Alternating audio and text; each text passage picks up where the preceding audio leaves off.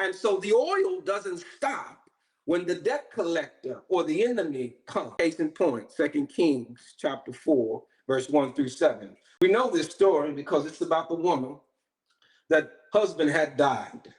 And the debt collectors, I'm going to call the debt collectors the enemy. The enemy was coming to collect the debt. And the enemy knew that she didn't have the financial resources to be able to pay the debt. And so the enemy says, well, I'm going to take what's most precious to you. I'm going to take your children and I'm going to enslave your children. And she heard that the man of God was coming, the Bible said.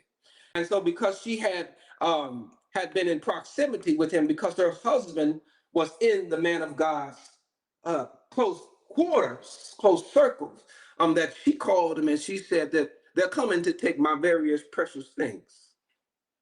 And he didn't hesitate. He said, what's in your house? And she says, I just have just a little bit of oil. I don't have much. He says, well, go to your neighbors and ask for all or many jars that you possibly can get.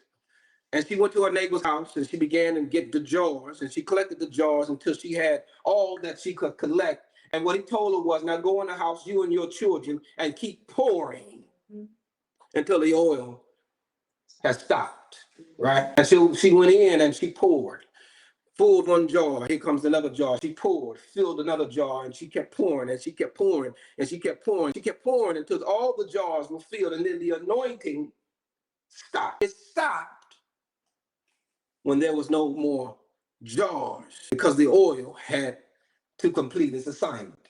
And what she did with that was, he told her, take the oil, sell what you need to pay your debt, and the rest continue, right?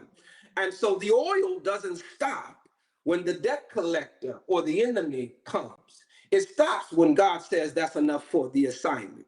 And so I say all that to say is that too often the people of God are chasing the assignment and not the assignee.